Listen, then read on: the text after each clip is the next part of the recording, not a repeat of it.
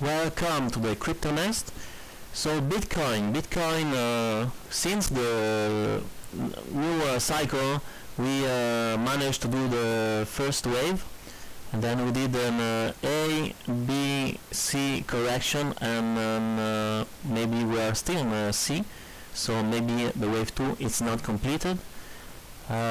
Just to have a reminder that when everybody here thought that we're going and this was the third wave, well, it wasn't, because we only had 1, 2, 3 impulsion, which a wave B have 3 impulsions. So when we start to retrace, that was clear that we were not in a wave 3. Right, so after that we were in a downtrend channeling, and then we break out in October around the 20, and then after that we could see that we were in a descending triangle, which is a bullish pattern. I honestly thought we were not done yet, and we'll do our last leg down, reach the 14,000 area, 14,500, then that would have been done for the bearish market.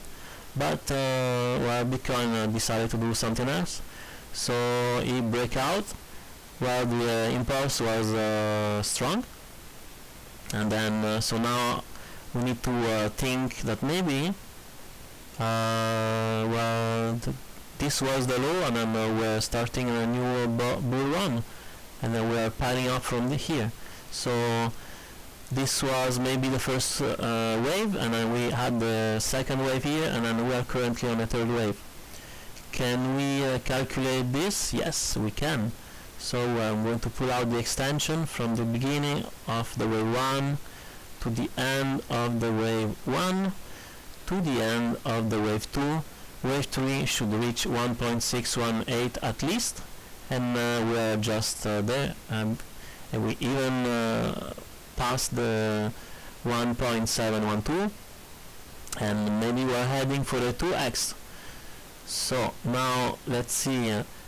Alright, so usually wave 4 is going to retrace, and now unfortunately we didn't retrace enough, so it's hard to say if this is currently a wave 4, because if I just pull back a Fibonacci retracement, the wave 2 should be at least 0.236 to the 0.5. If it's below the 0.5, maybe it's not a wave 4 anymore, and then if you reach the 0.6, well, if it goes below the 0.6, then it's not a wave 4.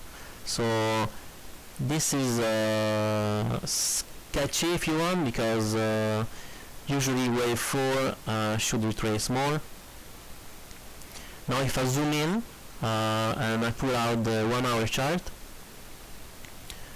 we can see that actually Bitcoin maybe is doing A, B, C, D, E formation, and usually the stock or the crypto is going to actually break out of the opposite side of the wave E, so that would be bullish, and it would allow us to go higher. So now, as we can see, just pulled, he tried to, for the first time I guess, break out from this uptrend channeling, and then he's being rejected. Well, now this 1 hour, let's go maybe 15 minutes, let's see what happened. Alright, so he did manage to like 45 minutes ago to try to break the resistance, but after it's been suppressed. Well, I guess we will see. Ideally, honestly, I would rather see Bitcoin going down and actually maybe touch this lower trend line, and after that going and try to break out from this channeling uptrend. Let's not forget though that uptrend channeling are bearish pattern, so we need to see how it's going to go. Let's see S&P 500, because we were in a kind of critical position. Let me get out from the 15-minute chart, because that's way too small. Alright, so S&P 500 also, like as we know, crypto and S&P 500, they are sometimes correlated. So S&P 500 was also channeling on a downtrend and attempt to break out one time here, actually 2 times here, and now we're trying to do the same thing. And then up to now we just started a red candle, but it's higher than the previous one, I guess. Let me go on a 1 hour chart just to be, so we're kind of the same level.